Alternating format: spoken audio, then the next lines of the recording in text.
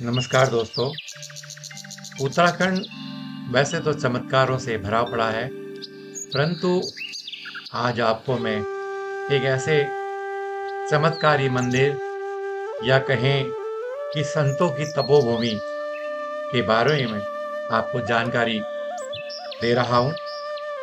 हमारे उत्तराखंड में ऐसे बहुत से तीर्थ स्थल हैं जिनकी जानकारी बहुत कम लोगों को है।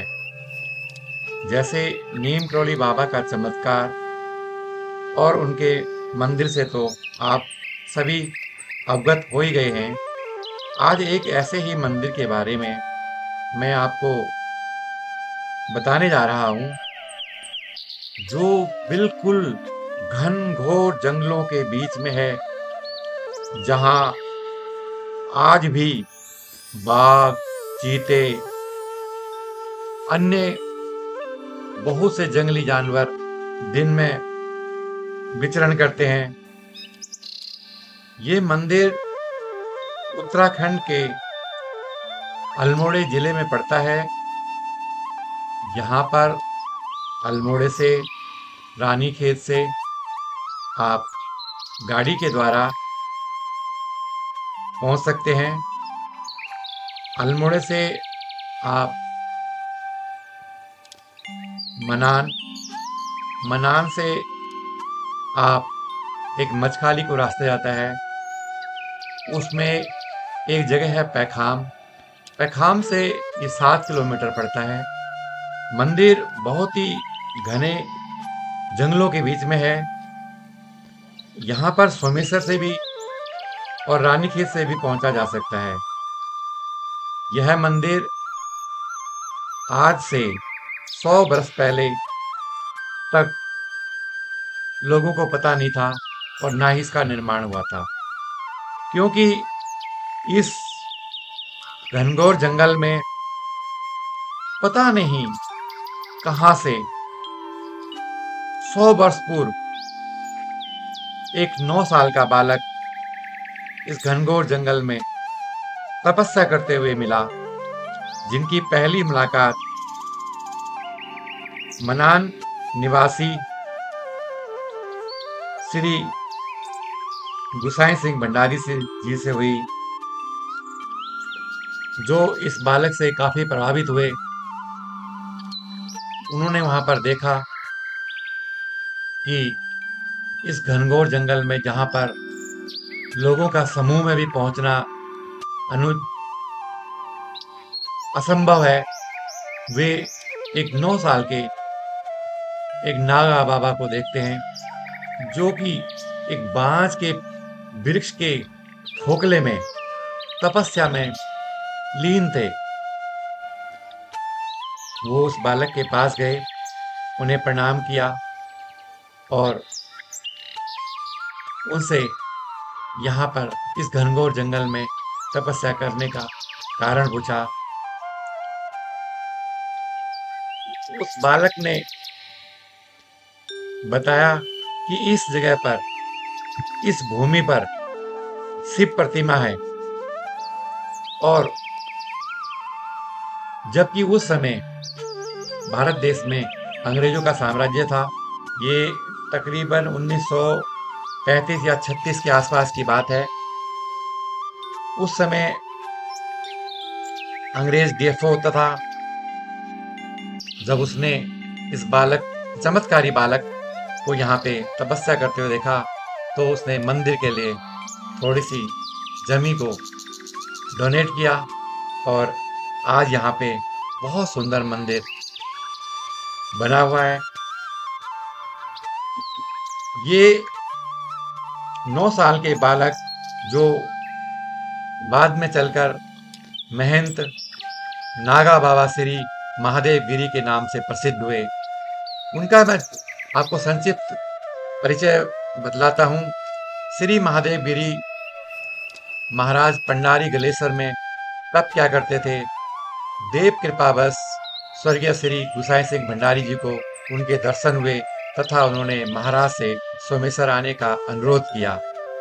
श्री महाराज जी भ्रमण के दौरान सोमेश्वर के कपिलेश्वर महादेव मंदिर में पधारे तथा फिर जंगल की ओर चले गए। महाराज सन 1936 में एड़ी मंदिर के निकट बांज वृक्ष के खोखले में तपोलीन हो गए। श्री गुसाई सिंह जी महाराज की तपोशक्ति को पहचान गए और उन पर पूरी तरह समर्पित हो गए। महाराज जी की अद्भुत शक्ति देख क्षेत्रवासी उनके भक्त हो गए। धीरे धीरे वहां मंदिर का निर्माण शुरू हुआ। फिर श्री हया सिंह भंडारी जी अपने पिताजी का अनुसरण करते हुए मंदिर निर्माण का बेड़ा उठाया, जो आज भव्य रूप ले चुका है। एड़दो सोमेश्वर से 7 किलोमीटर दूरी पर है तथा वहां पर बिनतालोद से भी गुरुछिना पैखाम मार्ग से वाहन द्वारा आसानी से पहुंचा जा सकता है। महाराज श्री देवगिरी महादेव गिरी जी की भक्ति व शक्तियों का आभास कर अंग्रेज डीएफओ श्री एडम्ड भी उनके भक्त हो गए तथा आश्रम निर्माण हेतु वन भूमि महाराज को दे दी। महाराज जी के आने से भक्त वहां आने लगे और धीरे धीरे महाराज जी द्वारा धर्म प्रचार हेतु भागवत कथा किए जाने लगे, जो गुरु जी की प्रेरणा से ही अनवरत प्रतिवर्ष श्रावण मास में भागवत कथा का आयोजन होता है। और यहाँ यज्ञ की पूर्णहुति भाद्र मास कृष्ण पक्ष पंचमी को होती है। उन्होंने वहाँ संस्कृत विद्यालय की भी स्थापना की थी। अनेक शिष्यों यहाँ पे शिक्षा ग्रहण करते थे।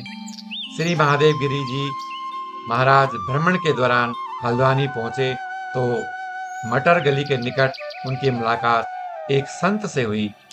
संत को उनकी शक्ति का आभास होते ही उन्होंने श्री महादेव गिरी से पूछा कि महादेव, अब इसे तुम ही जागृत कर सकते हो। संत हल्द्वानी छोड़कर चले गए।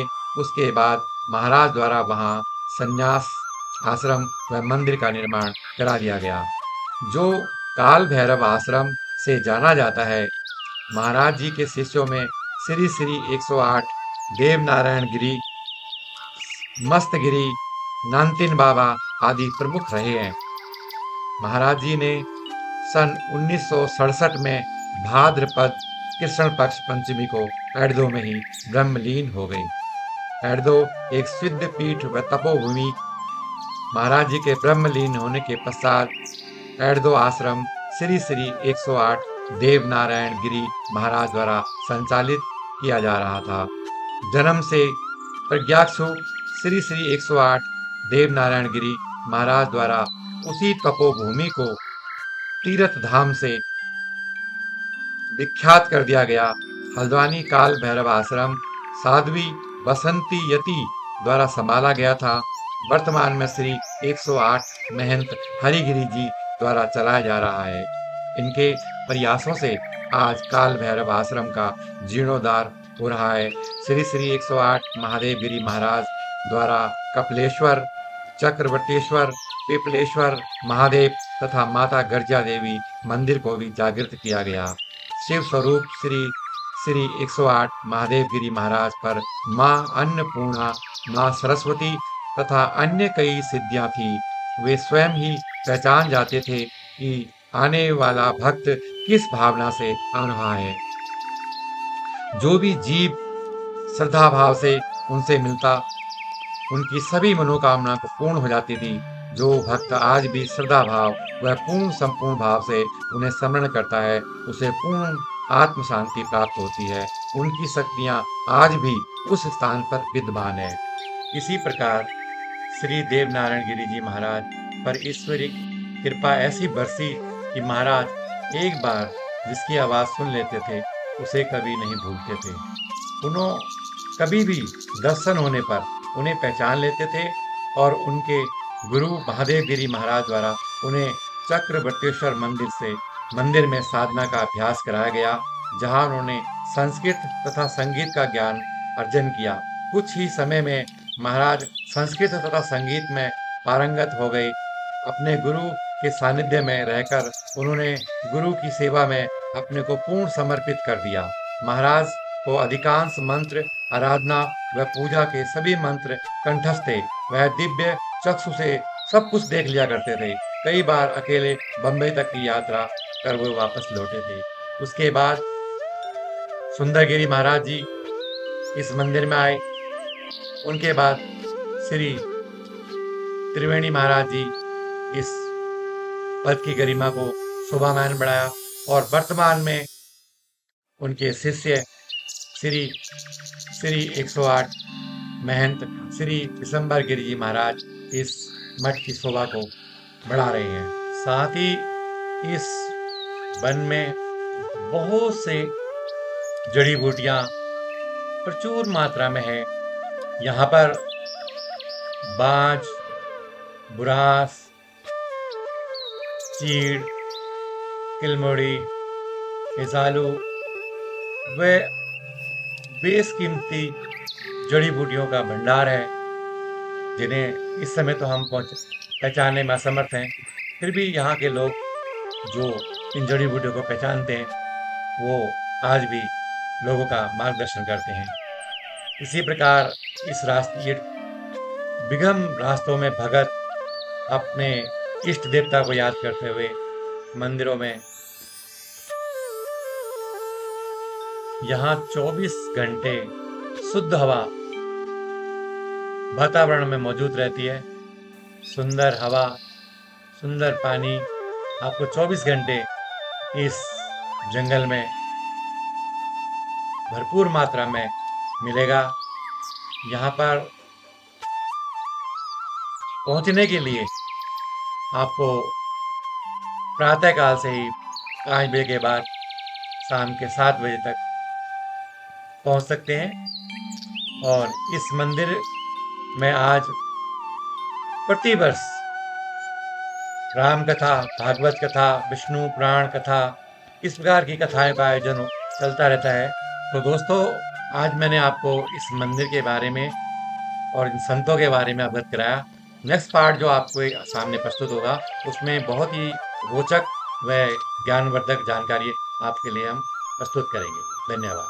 तब तक आप बने रहें, चैनल को लाइक सब्सक्राइब करें और इसी प्रकार की अच्छी जानकारी प्राप्त करने के लिए हमारे साथ जुड़े रहें।